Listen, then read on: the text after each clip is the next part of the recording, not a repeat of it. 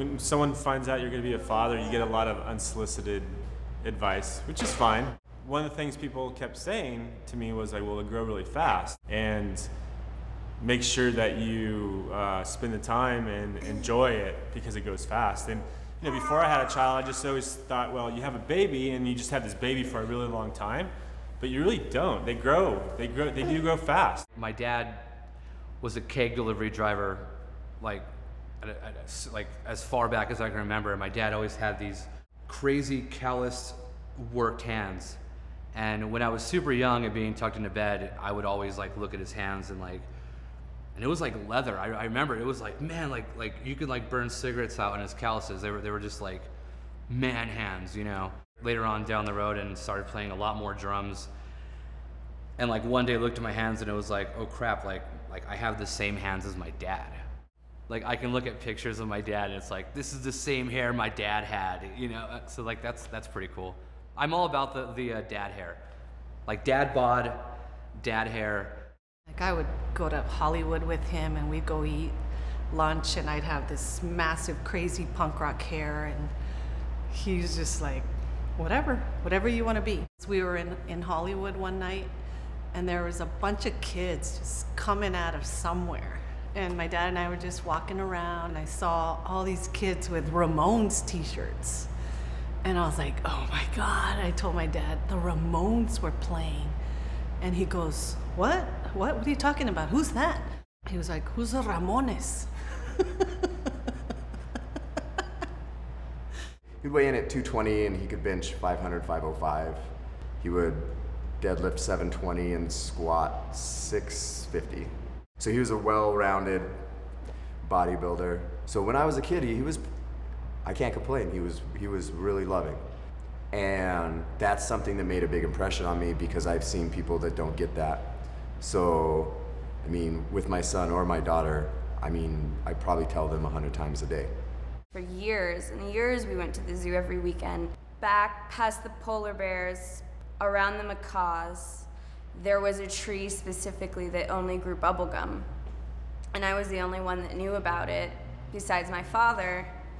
And so every weekend I would go and I would get to harvest the gum. This was like our special thing.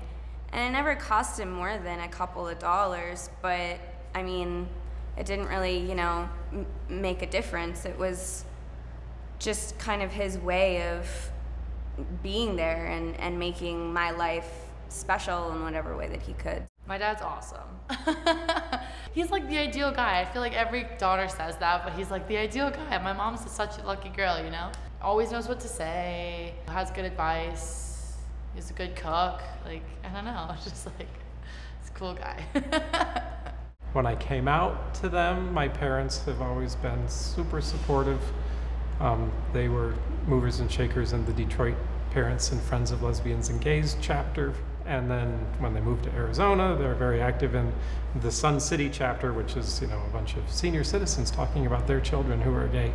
And they were always, you know, leaders in that group of people and helping other people deal with, you know, all of the stuff associated with that. My mom always knew she wanted a kid, but she didn't really know how to do it because she was a lesbian. My dad's gay, so he would kind of do the more, like, he would take me shopping, whereas my mom would be like, take me to a baseball game. The roles are pretty switched, and I think that also opens you up a lot, because you're just taking away like stereotypes of how a family's supposed to function.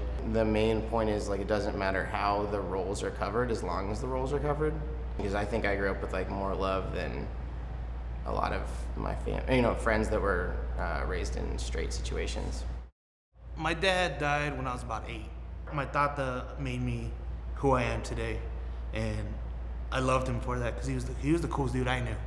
He taught me how to comb my hair in the ducktail, taught me how to iron, said I always have to iron, always have to smell good, and just taught me stuff as life went.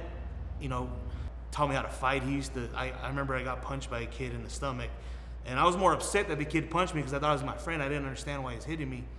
And he was, I want you to recess, I want you to punch him. I don't care if you get in trouble, just punch him and let him know not to mess with you. I had to punch him, so.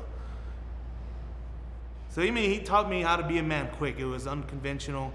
He knew he was old probably, didn't have a lot of time on this earth, so he wanted to get it in and quick and hard as much as I can, as much as he can. Life is, it's, you know, double-sided. It